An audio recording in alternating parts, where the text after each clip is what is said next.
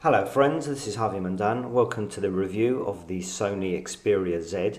Let's take a look at the hardware first of all. I have to say I really like this design from Sony. They call it Omnibalance.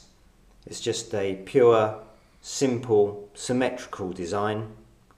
Glass back, glass on the sides as well. It's solidly built, no twisting or creaking. The metal buttons have a good solid feedback to them.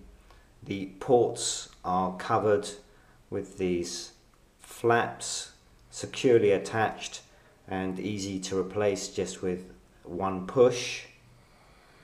The buttons placed here I'm not 100% comfortable with. I prefer the volume button higher up. The power button is well placed for pressing with the thumb, much prefer it to being up here. The back of the phone, I've noticed just after 2 days, has become scratched up quite a lot. If you see, big juicy scratch down there at the bottom, lots of fine scratches all over the back. It's just been on a table or in a very soft pocket. Very surprised that's happened so quickly. Feels in the hand really good. I was a bit worried about these hard edges, that it might be uncomfortable like some previous Xperia models, but this has been very comfortable to hold. Good weight to it, feels solid. All in all, a really nice looking, nice feeling phone from Sony. Let's power on the screen and have a look at this 5-inch full HD screen, 441 pixels per square inch, text very easy to read on it.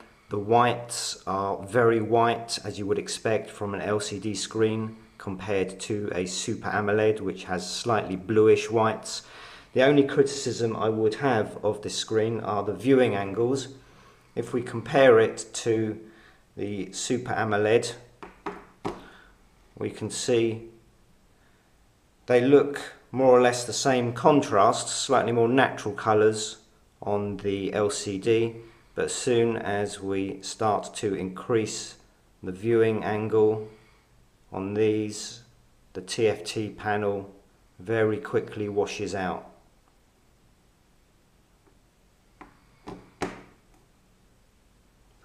Let's have a look at the settings here. And we can find the software version on this phone, Android 4.1.2, not the latest. The storage, out of 16 gigabytes, the user has just under 12 gigabytes left, which is what you would expect. And something else to note here, the GPS has been very strong, got a very quick and good signal. Let's have a look at some of the software.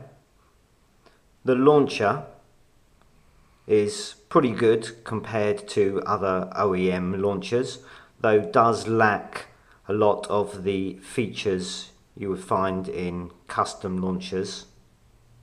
It's pretty intuitive to add to home screens.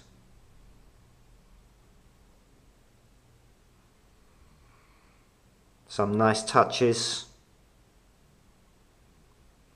One thing I particularly like is the theming possibilities which they include. It changes the look of the phone. And another highlight is the small apps here which you can download more from the Play Store. This means, for example, if you're in the browser, you need a calculator, well, you can just call one up there and there it is on top. Really fantastic feature, I think. More importantly are the core apps such as telephone, text messaging, which are all very well implemented by Sony. They're all very nicely designed, comfortable to use. Other important apps such as Walkman are well implemented. Let's have a look at the speaker here. It's loud and clear.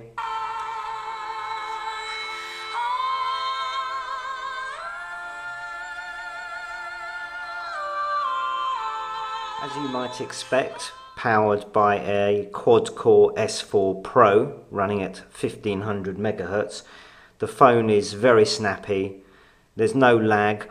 Now and then in the launcher, like there was a slight jumpiness, but all in all, it's very smooth. The scrolling is, as you can see, very fast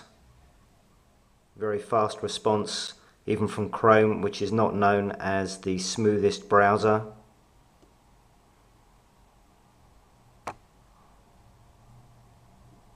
One app I really like on this is the Gallery app, or the album as Sony call it. It really is the best gallery app I've seen on any phone. And of course, on this beautiful screen and fast processor, videos run smoothly.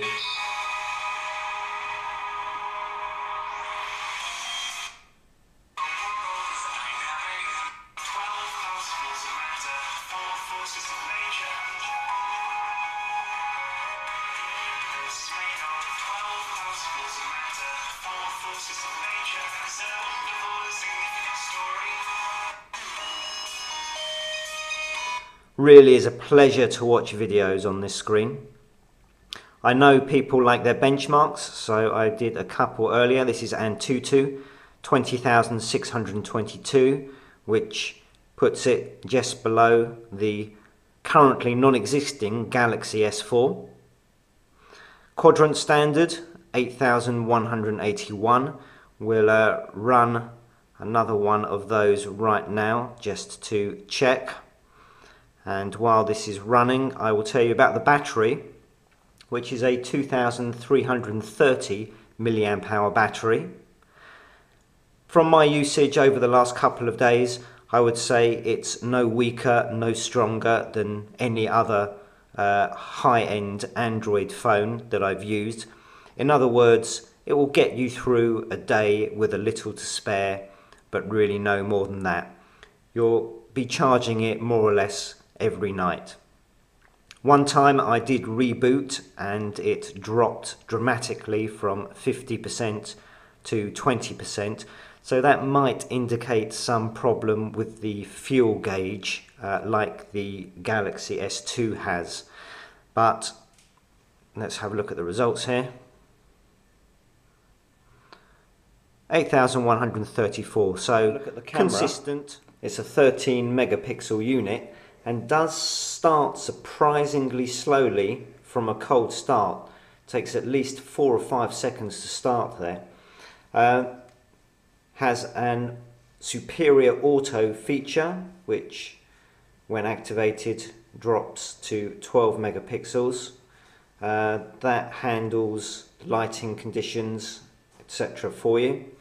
It has, of course, HDR function, which I've been trying to see what the difference is in the shots, and to be honest, I haven't been able to see much difference in the shots. Let's turn HDR off.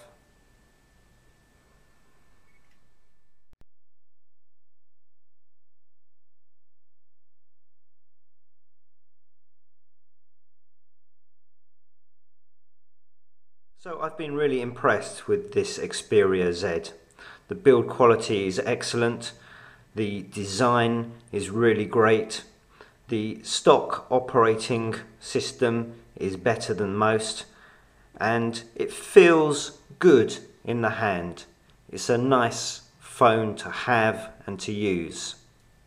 And of course you have the bonus of the water resistance, which no other high-end phone at the moment has. Will this be enough to fight with the HTC One and the Galaxy S4? Well, we'll see, but I think this will be a very strong competitor. Thank you.